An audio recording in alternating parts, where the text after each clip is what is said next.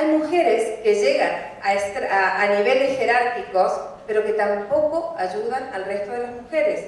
Entonces, tampoco vamos a poder seguir adelante si no hay una solidaridad. Pero por sobre todas las cosas, tenemos que ser nosotras las que doten de herramientas a las generaciones futuras para que puedan continuar con esta lucha, porque nosotros hemos ganado derechos, pero también así podemos perderlos. Entonces, a trabajar mucho. Habíamos hablado de la ley de igualdad, de eficacia entre el hombre y la mujer. Me pareció interesante porque la ley tiene 78 artículos, disposiciones adicionales, generales, derogatoria, y estimo que debe ser un poco aburrido hablar solamente de la ley. Entonces, vamos a hablar sobre los principios fundamentales de esta ley, básicamente de la actuación de los poderes públicos. Esta ley está inspirada en los artículos 9.2 y 14 de la Constitución.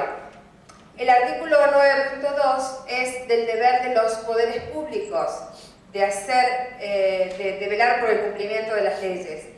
Y el artículo 14 de la Constitución nos habla de que los españoles tienen que ser iguales, que la mujer y el hombre tienen igualdad absoluta.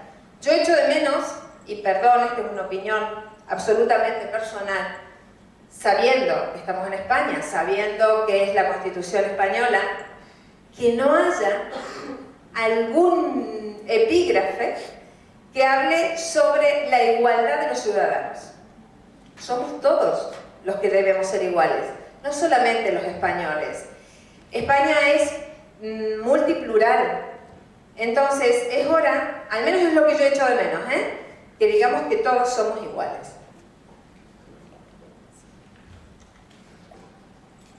En cuanto a los principios generales y la actuación de los poderes públicos, bueno, vamos a tocar nada más que 8 puntos. El compromiso de efectividad del derecho constitucional de igualdad entre hombres y mujeres, porque es lo que dije, el artículo 14. En cuanto a la integración del principio de igualdad de trato y de oportunidades, a todo nivel, habla de potenciar el crecimiento del empresariado femenino. Pero lo que se echa de menos en todos estos principios generales es que no nos dan las pautas suficientes para ver cómo lo vamos a potenciar al empresariado femenino. Si hemos dicho que la mujer tiene suficiente mérito y capacidad, entonces ¿cómo lo hacemos? Quedará a criterio de cada empresa. Son expresiones de deseo, a mi criterio.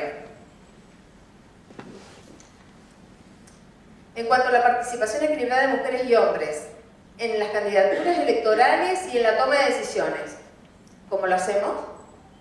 ¿Por cuotas? ¿Por méritos? Por méritos ya vimos.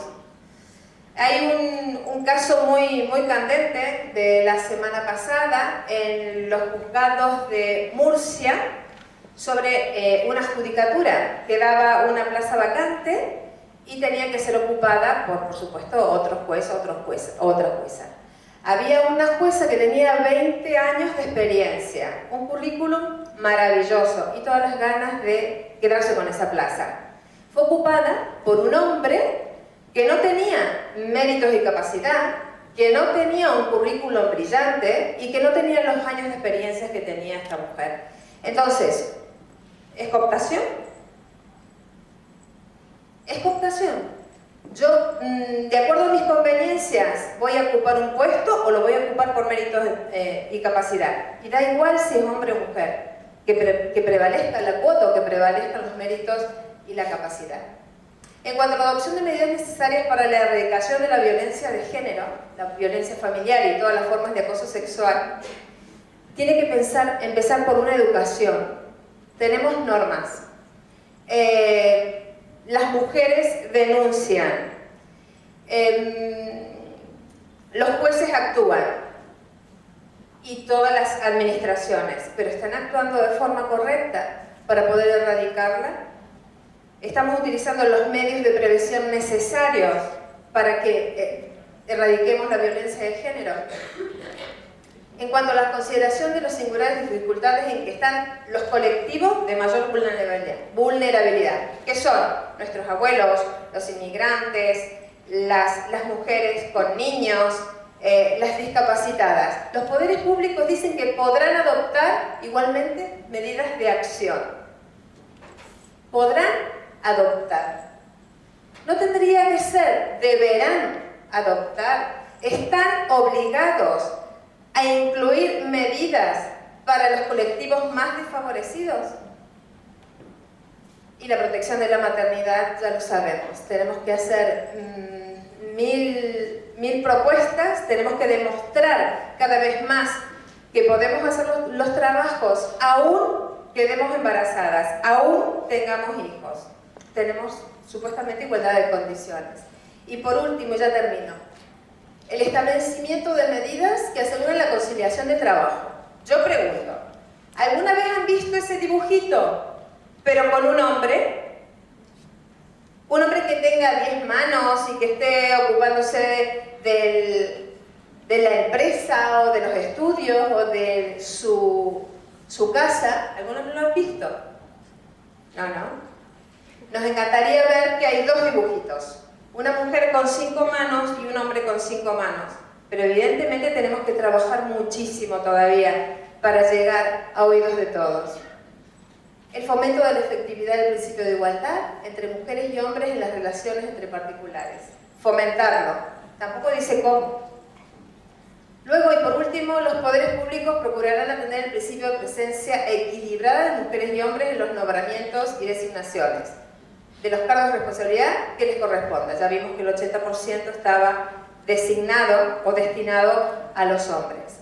Entonces, está muy bien que haya leyes. Está muy bien que podamos tirar de ellas cuando las necesitemos, pero también estas leyes tienen que ser cumplidas, estas leyes tienen que ser revisadas. Hemos preguntado a empresas cómo es el protocolo de acuerdo a estos principios básicos y nos han dicho no existe protocolo cuando hay temas de desigualdad. Cada uno, en el momento que aparezca el problema, lo resolverá de la forma que pueda. Pues no. Yo creo que creemos que tendría que haber normas más específicas, o pautas, o protocolos en la empresa, educación, formación, para que esto no ocurra. Porque, en definitiva, si seguimos así, seguiremos siendo tan maltratadas como hasta ahora. Y en tema de maltrato lo va a hablar Beatriz con violencia de género. Yo también me pongo de pie porque es un tema candente y si no ahí no tenemos tanta movilidad. Bueno, vamos a ver. Violencia contra la mujer. Os hemos traído aquí esta frase que representa lo que queremos transmitiros con esta ponencia. Nada más y nada menos. Una frase dicha por un hombre. Una frase dicha por Kofi Annan, secretario general de las Naciones Unidas hasta 2006 y Premio Nobel de la Paz. Leámosla juntos. La violencia contra la mujer es quizás la más vergonzosa violación de los derechos humanos. No conoce límites geográficos, culturales o de riquezas. Mientras continúe, no podremos afirmar que hemos realmente avanzado hacia la igualdad, el desarrollo y la paz. ¿Cuáles son las causas de la violencia de género? Porque se nos habla mucho de las consecuencias. Las causas, los expertos afirman que son, la primera de ellas, el convencimiento por parte del hombre de su superioridad respecto de la mujer. Un convencimiento basado en la dedicación de la mujer exclusiva a la familia, un convencimiento basado en el deber de la mujer de acatar la autoridad masculina. Este convencimiento, hasta hace muy pocos años, era considerado como algo natural, habitual, y era refrendada incluso por la costumbre y por la ley.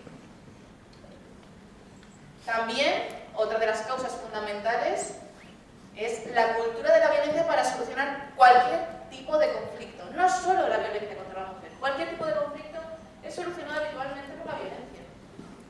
Así pues, podemos decir que existen dos bases fundamentales en la violencia sobre la mujer. La base primera es una base estructural. ¿Por qué?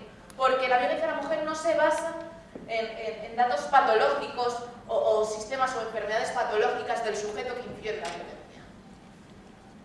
este caso, la base es estructural, puesto que estamos basando la cultura de la violencia en un modo de identificar relaciones entre mujeres y hombres. Este modo, tradicionalmente empleado, se basa en un sistema androcéntrico. Androcéntrico quiere decir que existe una pirámide estructural y arriba en la cúspide situamos al hombre. Es un problema. Esto es un problema porque llega un momento en que el factor de riesgo de la violencia contra la mujer no es un rasgo religioso, no es un rasgo geográfico, no es un rasgo educativo. El problema y el riesgo en la violencia contra la mujer es simplemente el hecho de ser mujer. Cada una de nosotras, ser mujer. Existe otra base, una base instrumental. La base instrumental se debe a que la violencia no es un fin en sí mismo, sino que es empleada por los hombres como un mecanismo, un instrumento de dominación de la mujer. También existen otras bases, o se han intentado sentar otras bases, como es el alcohol y las drogas, el abuso de los mismos, como la causa de la violencia de género. Pues bien, los especialistas señalan que no es así. El abuso de alcohol y drogas es habitualmente realizado por algunos jóvenes o algunos mayores y no se desarrolla ninguna conducta violenta. No se desarrolla. Por lo tanto, no es una causa. Podemos decir que es un desinhibidor de la conducta, pero no es la causa fundamental. Así pues, podemos señalar distintos tipos de violencia. Violencia en el hogar, violencia laboral, violaciones, trata de mujeres y niñas, prostitución forzada, esclavitud sexual y embarazo forzado, asesinatos por razones de honor, infanticidio femenino, selección prenatal del sexo del feto en favor de bebés masculinos y mutilación genital femenina. Nosotros, dado el tiempo acotado que tenemos para la ponencia, solo hemos podido centrarnos en 3, que son los que habitualmente dejan más víctimas anualmente. El primero de ellos, lo conocemos de cerca. Violencia en el hogar hacia la mujer. Compone distintos tipos de maltrato. El primero de ellos, el maltrato psicológico, es el más habitual. En la Comunidad de Madrid, el maltrato psicológico deja un 6,8% de víctimas en el año 2014. ¿Qué conducta desarrolla el maltrato psicológico? La conducta está encaminada a destruir el autoestima de la mujer y a privarla de su posibilidad de tomar cualquier tipo de decisión. Humillaciones, chantajes, insultos. Estas armas no son utilizadas por la fuerza, pero sí por la fuerza de la palabra, y hacen mucho daño. En segundo lugar, tenemos el maltrato físico. El maltrato físico es el habitualmente que más nos meten a través de la pantalla, es el más mediático, no el más grave, pero sí el más mediático. En la Comunidad de Madrid deja un 2,4% de víctimas en el último año. ¿Qué consiste el maltrato físico? El maltrato físico consiste en emplear la fuerza para producir lesiones corporales en la víctima, en la mujer maltratada. ¿Qué tipo de fuerza?